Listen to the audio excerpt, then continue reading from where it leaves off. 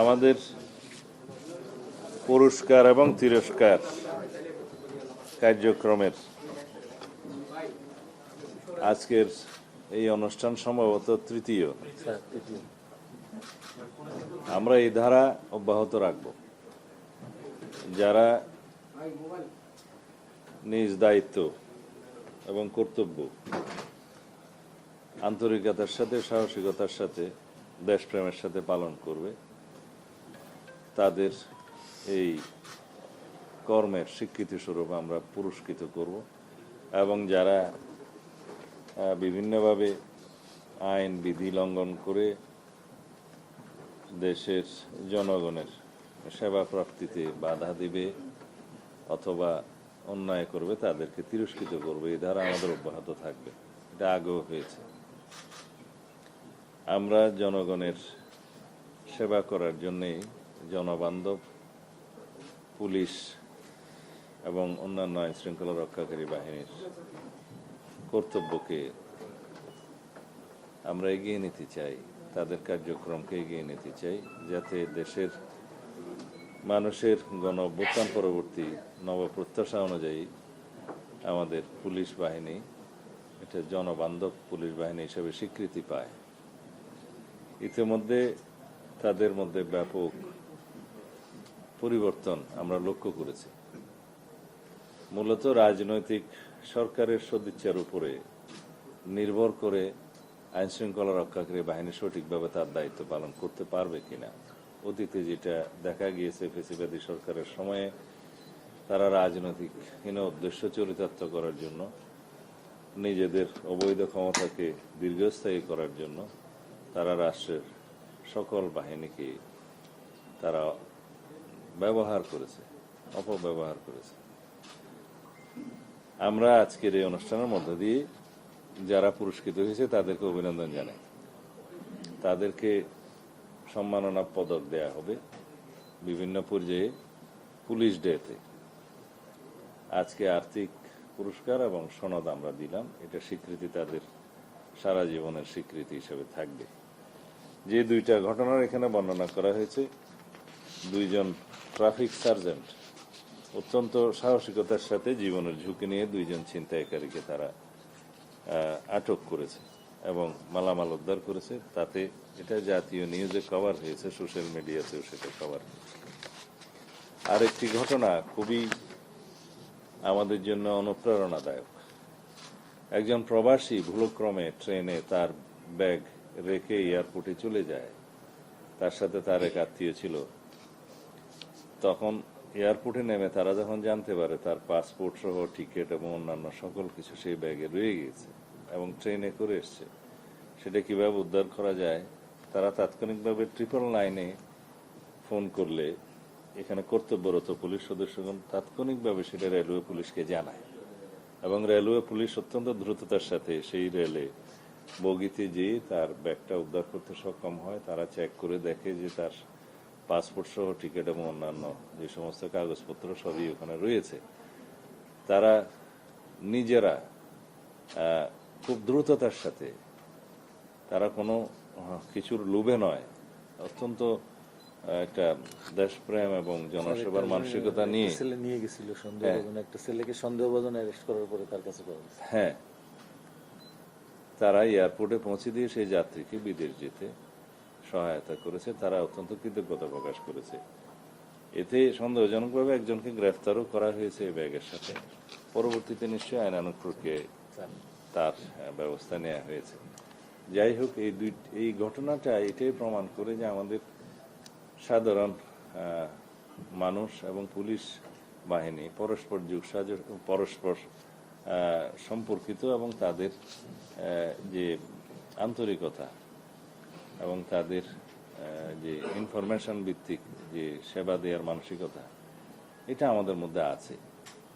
এটা সবসময় ছিল, কিন্তু এখন আমরা দেখতে পাচ্ছি এই মানসিকতাটা দিন দিন বৃদ্ধি পাচ্ছে। বিকজ আমরা জনগণের সরকার হিসাবে এই বিষয়গুলো উৎসাহিত করছি এবং আমাদের আইন শৃঙ্খলা রক্ষাকারী বাহিনী তারা লক্ষ্য করছে যে এই জাতীয় কর্মকাণ্ডের ফলে তারা পুরস্কৃত হবে, সনদ পাবে, স্বীকৃতি পাবে পরিবারের সম্মান বৃদ্ধি পাবে, সমাজে সম্মান বৃদ্ধি পাবে, সুতরাং তারা উৎসাহিত হবেই। এগুলো এই সমস্ত কর্মকাণ্ডে এগিয়ে আসার জন্য আমরা উৎসাহিত করতেই থাকব। আশা করি এই বিষয়গুলো আপনারা গণমাধ্যমে সুন্দরভাবে উপস্থাপন করবেন, যাতে আমাদের পুলিশ বাহিনী সহ অন্যান্য বাহিনীর সদস্যরা জনসভায় প্রবৃত্ত হয় স্বতঃস্ফূর্তভাবে, সাহসিকতার সাথে, আন্তরিকতার সাথে। ধন্যবাদ আপনাদের সবাইকে।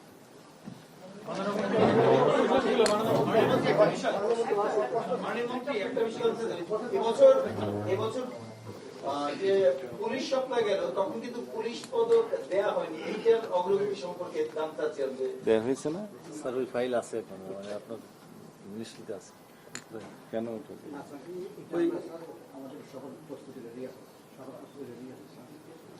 না, এখানে আপনাদের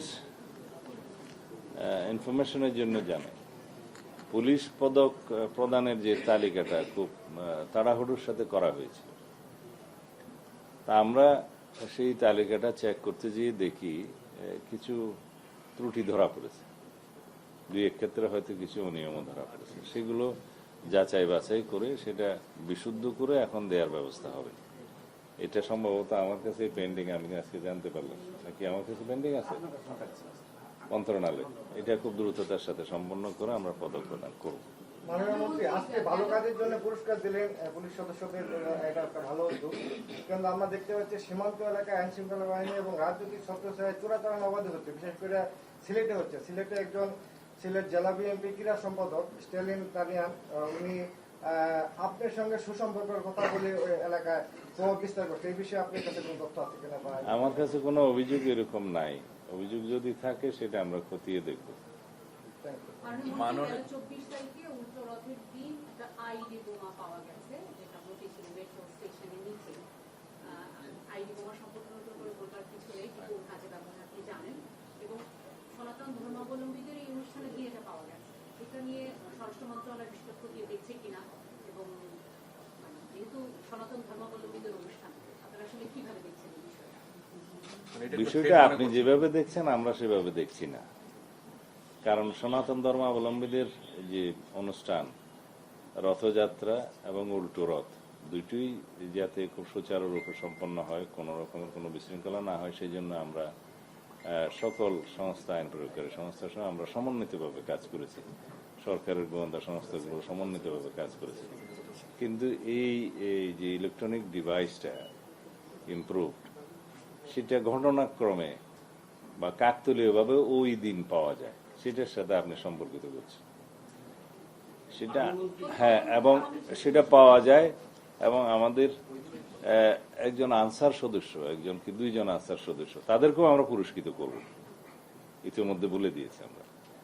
সদস্যটা লক্ষ্য করে যে এরকম একটা ছাতার মধ্যে জিনিস পিলারের নিচে আছে এই মেট্রো রেলের, তখন তারা পুলিশ সদস্যদের জানায় কর্মরত, তারা সেটা বেষ্টনে দিয়ে রাখে এবং আমাদের বোম ডিসপোজাল ইউনিট গিয়ে সেটা ডিসপোজ অফ করে।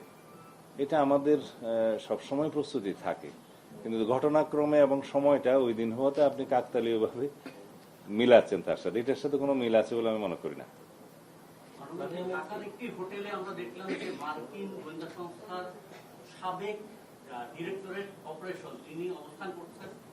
আপনারা পররাষ্ট্র মন্ত্রণালয় বলছে তারা কিছু জানে না, আপনাদের গোচরে আছে কিনা, আপনারা জানিয়ে এসেছেন কিনা, বা তার ফাংশন কি আপনাদের কোনো ধারণা আছে কিনা? পররাষ্ট্র মন্ত্রণালয়কে জিজ্ঞেস করে, এটা আমি জানার কথা না। কিছুই জানেন না, আপনারা কিছু জানেন কিনা? তা আমি জানার কথা না। সেরকম কিছু হলে আপনারা পত্রিকায় প্রকাশ করুন, আমরা সেটা তখন দেখব। মাননীয় মন্ত্রী মহোদয়, সদ্য সাবেক রাষ্ট্রপতির বিরুদ্ধে বিভিন্ন জায়গায় মিছিল হচ্ছে। এই তো আসছে আসল ঘটনা। তার 17 বছরের বা এর আগের অপরাধের বিচারের জন্য আরেকটি বিষয় অ্যাড করবো, এখানে আমরা দেখতে পেয়েছি এনসিপি নেতারা দীর্ঘদিন ধরে সাবেক রাষ্ট্রপতি গ্রেফতারের দাবিতে আন্দোলন করে আসছে। গত দুদিন ধরে তাদের যে সিনিয়র নেতারা রয়েছেন তারা জোরালোভাবে দাবি জানাচ্ছেন এবং তারা বিক্ষোভ মিছিল করছেন। এই বিষয়টি আসলে তাকে গ্রেফতার করা হবে কিনা, আছে কিনা? আমি অপেক্ষা করতেছি, আরো প্রশ্ন আছে কিনা একসাথে। আরেকটি বিষয় জানতে চাচ্ছিলাম যে, যে ফোন আলাপের বিষয়টি, একটা শেষ। এরপরও আছে না সবাই? তোমার নাই? আচ্ছা, আমাদের মহামান্য রাষ্ট্রপতি পদত্যাগ করেছেন শারীরিক কারণে, তার পদত্যাগ পত্রে বিস্তারিত উল্লেখ করেছেন। সেটার বিধান আছে সংবিধানে, তিনি পদত্যাগ করতে চাইলে করতে পারেন এবং সেটা স্পিকারের মাননীয় স্পিকারের কাছে করার বিধান সাংবিধানিকভাবে সেখানে করেছেন, তিনি অ্যাকসেপ্ট করেছেন এবং এখন রাষ্ট্রপতির দায়িত্বভার অস্থায়ীভাবে মাননীয় স্পিকার গ্রহণ করেছেন। এগুলো সবই আইনি কথা। এখন যারা তার বিরুদ্ধে বক্তব্য দিচ্ছে তাদের সেটা অধিকার আছে। আমরা গণ অভ্যুত্থানের পরবর্তী সময়ে কি প্রত্যাশা করি? রাজনৈতিকভাবে মানুষের কথা বলার স্বাধীনতা থাকবে, প্রতিবাদ করার স্বাধীনতা থাকবে, সেটা আছে। বিভিন্ন রাজনৈতিক দল, বিরোধী দলের পক্ষ থেকে এনসিপি এবং অন্যান্যরা তার বিরুদ্ধে কিছু অভিযোগ উত্থাপন করছে, সেটা করতে পারে, কিন্তু আমরা আমলে নেওয়ার মতো কোনো বক্তব্য ওখানে নাই।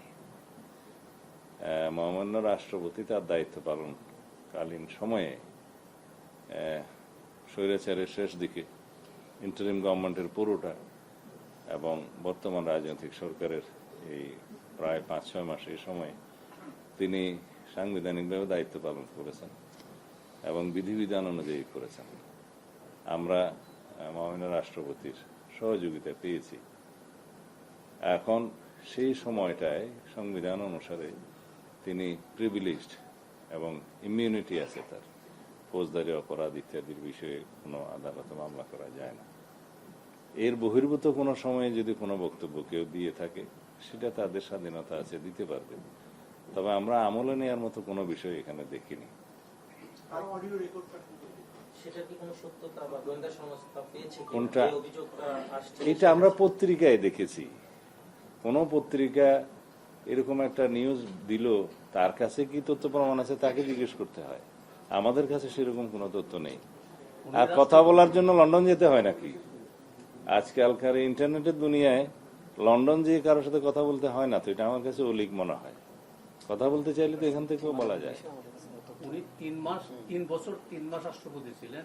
এর আগে উনি দুদক এবং ব্যাংক এবং ওই যে বিচারপতির পদমর্যাদায় ওই একটা কমিশনের দায়িত্বে ছিলেন, যে বিএনপির বিরুদ্ধে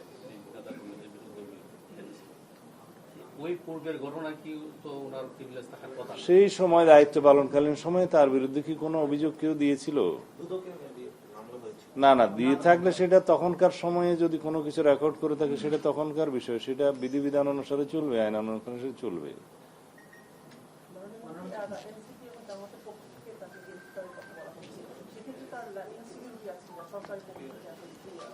না, সাবেক রাষ্ট্রপতি হিসাবে তিনি আইন অনুযায়ী যা সুযোগ পাবেন সেটা অবশ্যই পাবেন এবং তার প্রোটেকশনের জন্য SSF PGR সহ এটা 6 মাসের একটা বিধান আছে, সেটা 6 মাসের তিনি তাদের সুযোগ পাবেন, মানে প্রোটেকশনের সুযোগ পাবেন।